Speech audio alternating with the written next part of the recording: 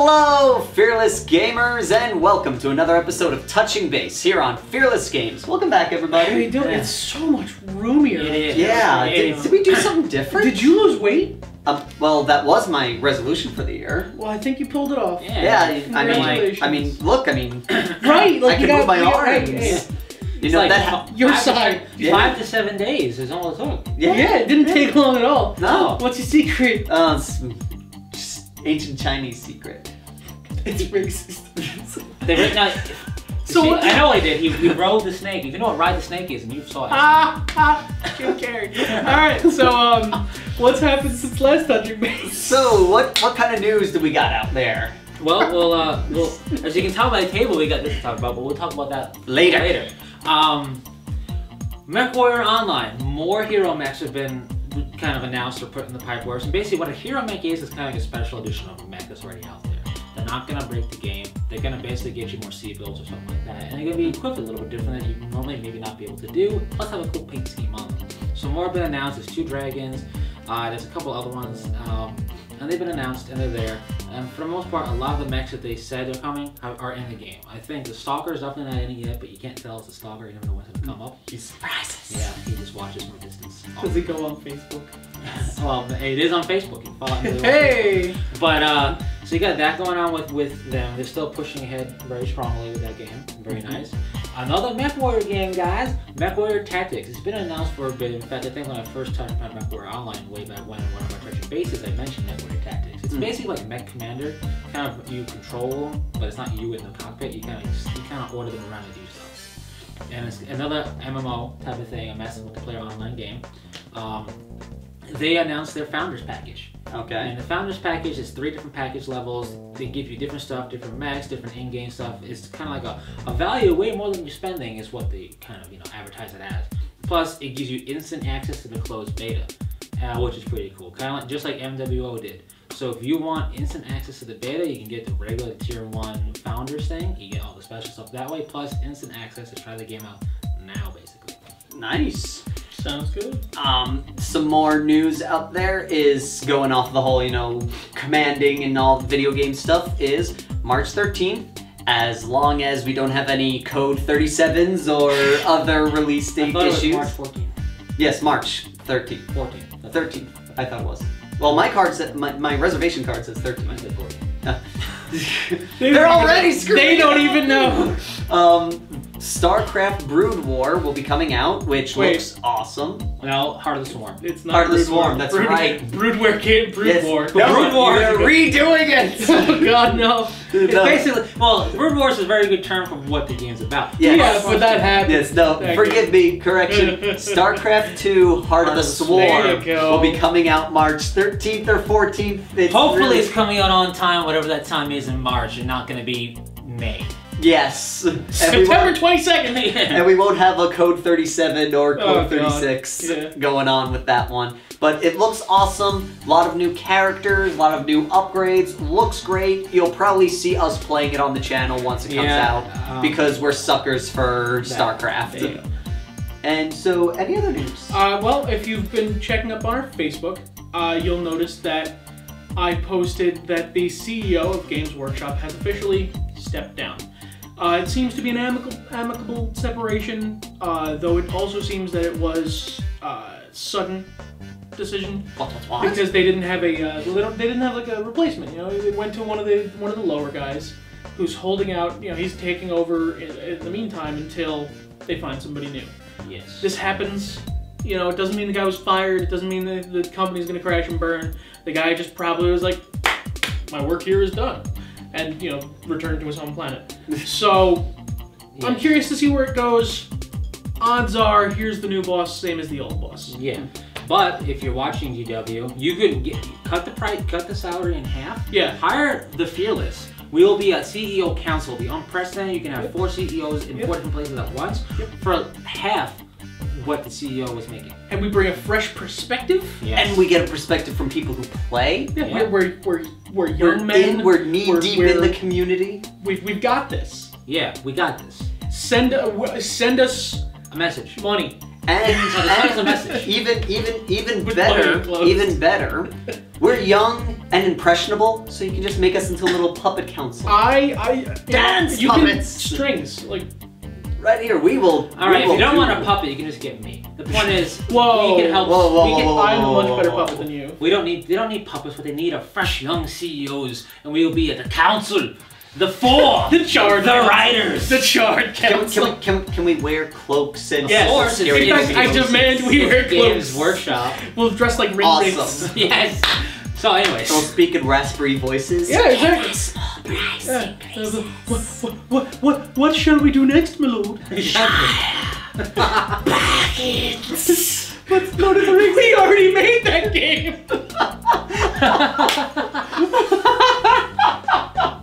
Make it again. Anyways. Talk about that stuff. Going off of, as you can see, we pretty much have a spread of the new Games Workshop stuff coming out. We've got the Dark Angels Codex, the limited edition Dark Angels Codex, and the new Ravenwing novel by Gav Thrope, all out practically the same time. So we know that that's been released. This has been fun. I Can't wait to read that Ravenwing book. Yeah, that looks like it'll be good. You know, if I want to be educated again and start reading books again, I definitely read it. Wait, what? I no longer wish to read. I would rather information be delivered to my brain intranasally. That's what you sound like. Is that so much to ask? Yes! Actually, that'd be kind of cool. It That would be. But Snorting info. on top of that, there's also been a release of like bundles stuff that Games Workshop did for 40K, because there's been 40K releases.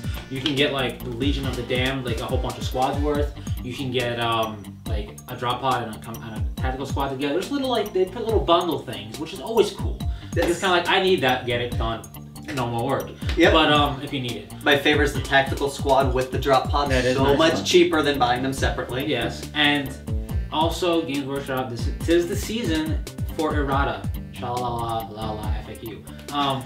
And they've done that again. I'm mass releasing some errata for a bunch of dudes, including the Dark Angels. Now, part of it is the fact that your editors are terrible. Yeah. You leave out stuff in parts of the book, but it's everywhere else. I want to be an editor because I can do the same thing. I need to do money. Yeah, I can screw things up for money. Can you pay me to screw things But up? aside from that, just being kind of like, really, you've done this for every codex and every rule book. What I found hilarious is now like, I'm a person who figures whatever's in the back of the book is what's in the middle of the book. Mm-hmm. So I opened up to the reference page in the back when I was reading the errata, and I was like, add rapid fire to plasma tell. It's already there. No. Remove this ability. It's not on that. Oh, it's on that page. And you need now it makes sense. You need everything 100% so the rules lawyer doesn't go, well, it doesn't say it here. Yeah, And I because love there's gonna be one guy who's gonna be like, whoa. doesn't say it there. It's not there, but this is there.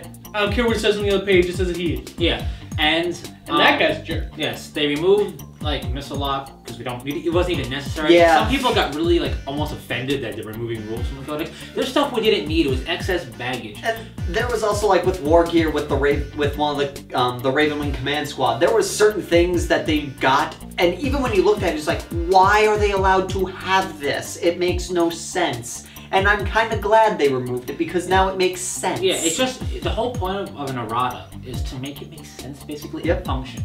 And one prime example before we move on is the fact that the assault marines, you can take the jump packs off and they become infantry.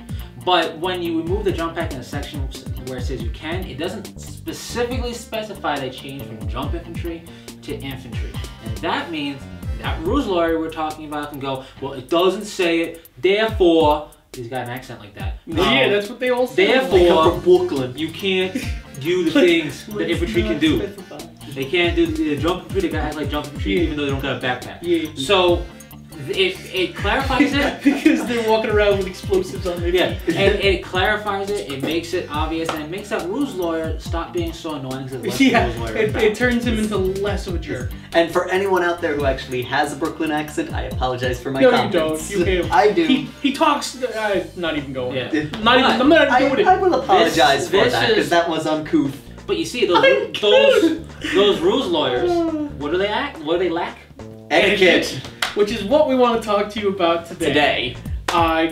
Gaming etiquette etiquette is important in everything. Yes. But etiquette is also very important in games. Proper behavior, proper presentation of yourself will make it so that people still want to play with you at the end of the day. And will also leave a good impression on the game as a whole for outside lookers. Yes, people will no longer look at I can't even. I keep making jokes, but no, people will, from the outside looking in, will be like, oh, maybe they're not a bunch of unwashed neckbeards. Speaking of, please, for the love of God, I know most of you don't need to hear it. Wash yourself. Take a shower. That's the first step. Brush your teeth. Do your Wash your hands when you're done in the bathroom. Just hygiene is important. Hygiene is important to all manners of life, not just wargaming. We seem to be jokefully about it, but it's to talk about that. We're not trying to make fun of anybody. I was the smelly kid for a long time, okay? That you were. And then somebody was like, they told me something like, dude, you need to shower like right now, if not like an hour ago. And I was like, I am so sorry. Like, seriously, I know 90% of us don't actually need to be told this, and it is something of a stereotype, but that 10% smells bad enough for the other 90% to get incorporated with. Right, for it to be, stereotypes happen because there's someone out there who feels it. Right. And the whole point is, we don't want to be in a tournament all day stuck with you like that. I don't. Ooh. And it's not just us. It's not just wargaming. Any hobby. Any social interaction. Any social interaction. If you just want to go to a movie, no one wants to be stuck in a movie theater with the smelly guys. Exactly. So please, we're not judging you. We're not even we're not calling anybody out by name because we don't know you. No. But we know your YouTube name, but we never. That's all we know. We're not passing judgment on anybody. Exactly. Just keep it in mind as something to do. That's the first step. Is there anything else that you want? Well, another thing that one of the most basic things about gaming is introducing new people to gaming. This is for all banner games, war games, card games, board games, video games. Well, I can't talk about those last games; they ain't family friendly. But if you're introducing somebody to a game that they've never played before, there are a couple of things that are very important to remember, at least in my experience. Remember that they've never played it before, so they don't know all the rules. That means be open with them about the rules. Be open with them about their options. Don't trick them into making a mistake so that you can win. In fact, he was saying earlier, when we were talking about planning the thing, let the Wookiee win, as it were. That's not always what you need to do. You don't always need to lose when you're teaching somebody a game. You don't. But it's very important that you let them feel like they had a chance and that they weren't... Somebody was trying to teach me chess once, and I wasn't like moving my pieces optimally, and the whole time he's going, oh my god, what are you doing? It's so simple, why don't you see it? And he wouldn't explain to me what I was doing wrong, or like what I could have done to have been doing it more right, and instead dragged the game on for 3 hours, trying to make it so that I saw it myself because he wanted me to, he wanted me to have that moment of, I did it! But all it did was make me never want to play chess again, because it was a 3-hour game in which he refused to end it, and also refused to tell me how to end it. Yeah. This same guy played me in Magic once, and then I also didn't play Magic for 4 years, because he also refused to end the game. In both instances, it wasn't the game, it was that person. Exactly. It was my opponent being... jerk. Yeah, thank you. And you don't want that. You want, part of teaching new people is to inspire confidence. Right, and that's part of playing games in general. Mm-hmm. Is sort of don't drag a game out unnecessarily. Don't make your opponent feel stupid. Yes. Don't approach the game unflexibly. Because when he played me in Magic and dragged it out, he didn't end it not because he wanted me to learn something. He didn't end it because he didn't want to take a single casualty. When it was like he had 1,000 life or something and I couldn't have possibly hurt him. But he refused to attack me to end the game because, then I'll lose an elf. Yeah, whatever. Yeah, exactly. Another good thing is at least this type of gaming etiquette that I'm going to talk about is primarily more focused for the tournament aspect. Yes. Like when you're sitting in a tournament with a bunch of people, is one, be open with your army lists and don't assume everybody knows what you have. Like I was at a tournament and what I used to go, okay, my HQ is Avatar of Cain, my Far Sphere with this, this and that, and a bunch of troopers that do this, this and this. And I handed it to him and he's like, okay, just so you know, this piece of paper is useless to me because I have no idea. You might as well have written it in German, and I still would not have known what you're talking about. That person's kind of a jerk because all it is to show us a legal list. You don't have to put the stat line, but what he was trying to say in a fun manner. But what he was trying to... The way he put it was kind of he said to me, in a sense, and now I try to take this to heart, is to present as much of the information I can. You know, you don't have to sit there and go, oh, you know, he can do this, this, and that, but, you know, right, Avatar of Cain, special rules, Molten Body, Demon, and this. And then they say, what does Molten Body do? And, you know, be more open with what your list can do, because you can't assume that the person knows everything about the game, that they've bought every codex and studied it word for word and can just go page 32 on the Eldar Codex, third line down is this. Yeah. So, in essence, you know, be more open with what you're telling the person. That way the opponent knows what they're going off of. And also make 2 copies. One for yourself and one for your opponent. That way they can always have stake going, wait a minute, I could have sworn, oh no, he does have that war gear.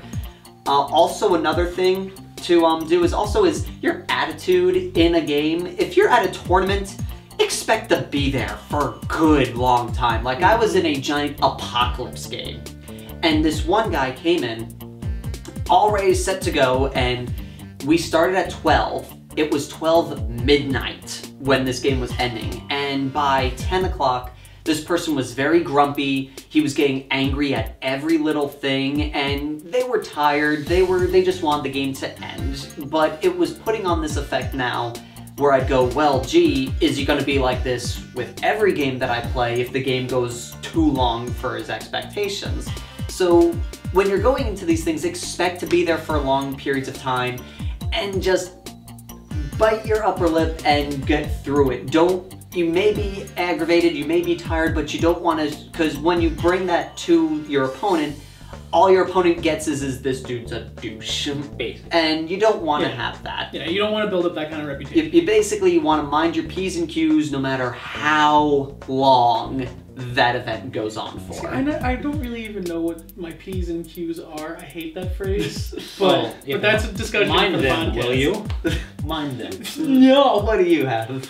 Alright, basically, you want to not be a sore loser or a bad winner. You want to lose gracefully and win humbly, and you want to be sincere about it, because fake humbleness is more annoying than a bad winner. I don't know if I necessarily agree. I don't with care that. if you agree with that. See, that was not me. Nice, Okay. but that's an example of not being. I'll fight you. See, that's the response. But if you have this fake sincerity to it, no matter what you do, if you're being fake in anything of it and it comes off, it's almost more off-putting than somebody just being openly hostile, because it's kind of like, I'm wasting his time and he's trying to cover it up, but he's not doing a good job about it. And it's kind of like, I guess if you're talking like sarcasm. yeah, you're that's right. the fake. But, Like fake humbleness is sarcasm. That's not always true. Yeah, it is. Like, But we're gonna get to your little thing in the podcast. My little thing in the podcast.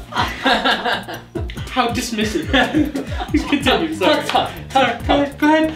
I'm so sorry. That's the prime example of what not to do. Now, because I made him fake cry. Go. But you don't want to lose or win in a bad way. If you're losing, you don't want to throw the army across the board and go, I can't believe I lost. Yeah, don't When you win, you don't want to dance around going, you lost, I won, I'm so much better than you. Do not teabag your opponent. No, you don't want to do that. And another thing is also, you don't want to be intrusive in the game, especially in a tournament setting. If you're watching, if your game was over quick because either you trounced them or you got trounced, because that usually ends quickly. I tell you from experience, I get trounced a lot. But it goes pretty quick. After that, you can be looking around. Don't be intrusive. They're playing a game. They're trying to have a tournament. Watch from a distance and just decide from there, just go with it. And also another thing is look but don't touch. Yeah. Regardless of the thing, even if you have the same model, people have boundaries. It's just natural. Maybe it's my property maybe, or I spent time in it. I don't want it to break. So some people get a little nervous about that. Always kind of ask. okay. Always ask before trying to do anything. In this and in life. Yeah, you've got a good example of that actually. Oh yeah, recently when we were at Grasshopper doing the most recent battle report for Legend of War, there was a guy who came up to the table and he wasn't really intrusive about it. In fact, I think one of us might have said hi to him first, because if someone engages you first, go for it. And really, all he wanted to do was compliment us on our models. You know, he liked our paint jobs, and then there was one point where he wanted to see one, and he didn't just go, "Right," but he asked. And I think we handed it to him, whichever one of us... I forget. I don't remember whose model it was weeks ago. But that's another thing. If you don't know how to pick it up without, like, breaking it, just have them hand it to you. Because most people, if they're willing to let you look at their model, they're willing to hand you the model. And odds are they know how to pick it up without breaking it. But the guy was really polite about it. He didn't, like, stick around too long. But he didn't, like... He didn't just, like, dip immediately. He was there, he watched a bit, he gave us the compliments. Did what he really wanted to do, and then, you know, I wouldn't have minded if he stuck around and watched, but he went off and did his own thing. Yeah. That was cool. I like that guy. If you're that guy, cool. Good on you. Congratulations. You don't need to be watching this episode. And going off of that also is, don't be afraid to ask questions about what everyone's doing, but know when it's right. Like, if they're sitting there going, you know, it's really intense, you know, you see lightning bolts striking between their eyes, probably not a good time to talk to them. Definitely don't but want if to they're cracking jokes, but they're like, oh snap, what now? Yeah, you know, if they're cracking jokes, it's easy okay to go. to So wait, what just happened? Oh, and then they'll probably be more willing to tell you what happened because they want to hose the other person. Yeah. This translates also into other gaming. For example, This I translates used to do tournament Magic playing. And the pet peeve I have with people, I don't mind people watching the game, looking around, going, oh, who's doing what? Oh man, you're in a dire situation, because I was or they was. Yeah. Work, doesn't matter. Yeah, I was going to say something. I know you work, you have like a thing. But, but tell your story. What is really annoying is when you have people watching and they're almost playing the game themselves, that match, and almost not so much either playing your move or their move, or just going, oh, this, like, just watch. Watching doesn't entail needing to be John Madden and going, well, if he takes the card and he taps it and does stuff's gonna happen. Like, we don't need, don't coach is the best thing. Never coach. In card games, especially if you're observing, do not, under any circumstances, comment on one of the player's hands. Yes.